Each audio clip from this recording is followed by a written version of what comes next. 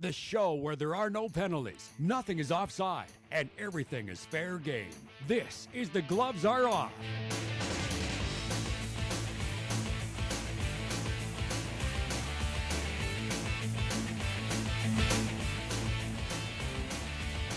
Hello and welcome to the set of The Gloves Are Off. It's time for all of us here to drop the gloves. Now don't be mistaken, Brian Curran has not shrunk. No, Aaron Struck is here to fill in for the Colonel, and Aaron is our sports reporter and anchor extraordinaire, and he's stepping up to fill some rather large shoes. But welcome to the set, Aaron. Well, thank you for having me. So, and also joining us today, our guest today is Ryan Pollock from the Bonnyville Pontiacs, assistant coach. Welcome. Yeah, thanks for having me. No, you're not here to spar against the Colonel, but I have a feeling that you and Shrek will have no problem hashing our topics out today. We want to get started with dump and change. Now, if you don't like one of these topics, Ryan or Aaron, you can dump and move on to the next one. That's how this segment works.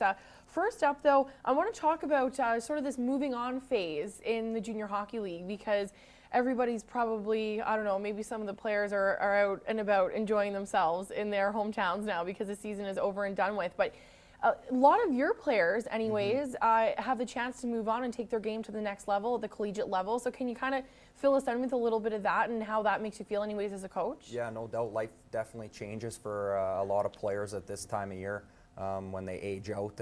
And even guys that have eligibility left, life changes in the fact that you return home and you find that you have a lot of time on your hands. So, but specifically for the 20-year-olds, it's a big change for them. School becomes a big issue for them, and where they want to continue on with their education, where they want to continue on combining their athletics with that. So we graduate 6 players total at that age out. Some guys have spent a lot of time with us. So Julian LaPlante, our goaltender, is going on to Union College, NCAA Division I. So we'll have an opportunity to continue and combine his education and athletics. As well, Donnie Harris, another 20-year-old player for us, has received a scholarship from the University of Anchorage, Alaska. And then some other guys there are kind of in that midst of making those decisions, whether they want to go down to the U.S. and try their hand at Division III hockey, or whether they want to stay in Canada, participate in the CIS or the ACAC levels. Very exciting time. Very exciting. Yeah. Well, so congratulations to the Pontiacs. We're going to move on to our next topic. I want to talk about Amber Holland. I've been calling her rink from Chrono, the little rink that could. And unfortunately, a tough loss for them in the finals. But what I want to ask you guys, I'm kind of happy I have 2 male guests. What do you prefer watching, male curling or women's curling, and why? Because I had an interesting conversation with some men this weekend. They both said women's curling. I want to know what you would rather watch, men's or women's. Probably women's curling. Why? Because be honest. It's women's curling. Just because it's female athletes? Oh, have you ever seen Eve Muirhead? Babe, of course. So that's why I would watch it. But for watching it because the sport is good, I'd have to say guys, just because of the compete level with Kevin Martin and guys like that. But what do you like to watch more? Definitely when you're flipping through, I can't say that I would watch set time apart to watch curling, but when you're flipping the channels and there's women's curling on, there's a time to stop and maybe see what's going on. Okay. But definitely I agree with the men's side. Very competitive, very powerful. It's a lot of entertainment from that side. All right, but so then when you see the skins games, is it less interesting because you can have the potential of women's and men's playing together? Is that less interesting? Yeah. Really? I don't really, yeah. The truth is coming out, so women's curling takes it. All right, fair enough. Clearly there's no debate.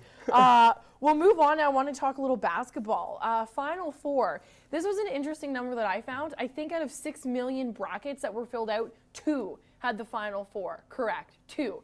Did the March Madness again this year live up to that craziness hype? Has it been as interesting as you were hoping for in the upsets? I think so. I think it's one of the best marketed sports events in North America. It's constant. It's a long, elongated, lots of excitement, and they do a great job of early on in the tournament with so many games going on of finding that game and broadcasting it in those last few minutes that has a tight game. Maybe there's an upset coming. Maybe it's down to those final shots. I think they do a great job of that. And with the upsets that have happened, I think it's even increased the excitement for it. All the top seeds are out. Did you see this coming? Did you have any of these Final Four picks? No, I didn't. No? Who no. do you? I wanted the UNC to win. Okay. But that obviously didn't happen. But it's one of those things where everybody, when you think of March, you think of March Madness. Yeah. It's just that's how hyped up it is, not only in the States, but here in Canada, and like you were kind of alluding to, you know, all the number 1 seeds are gone. Yeah. People like to see the underdogs win, and The the Cinderella stories. like, yeah. And that's what it's all about. It's not like the, you know, the Stanley Cup playoffs where usually it's maybe it could be the top 2 teams in the league facing off with one another. You know, it's a lot of upsets, and look, a lot of people now are jumping on the VCU bandwagon there. So Yeah. First time in history, Yeah. no number 1 or number 2 Yeah. seeds in the Final Four. It's a Very gooder. interesting, yeah. Okay, we'll keep talking basketball. I want to move on to this Carmelo Anthony story because this guy was lights out last night. I think he had 33 in the second half alone. He came out and called this game a must-win. Well, I guess his official quote was almost a must-win. So ever since that trade has happened, and they've really been slipping. They now improved to 8-12 since he's been with the team. But do you think that? Obviously, he performed well, but to me, this was more of him developing into a leadership role.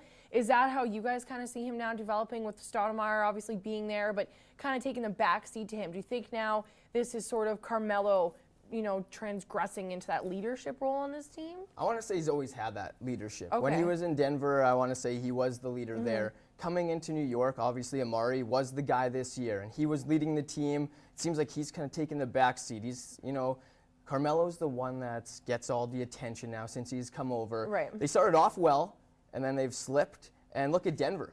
Denver with all those picks that, you know, are all the players they got in the trade, they've been really working out well. And they have a way better record than the Knicks have right now since the deal. But I can see, you know, Carmelo, this could be the turning point, but it also could be one of those things that just lasts a couple of games because it seems like they're not gelling right now. Yeah, and the biggest key is if you're going to come out and make a comment like that, then you better step up your game and be that person front and center of bringing it to the next level. And, you know, again, he comes out and he makes a comment and says that it's a must-win for their team or an almost a must-win, and he goes out and he's their best player and really puts Walks it. the talk. Yeah, really puts it out front too in late in the game when it's a real key. All right, well, we have to take a break, but stay tuned. There's a whole lot more coming up in Dump and Change. We're going to talk about Mark Savard and his new memory loss. So stay tuned. That's coming up on Dump and Change.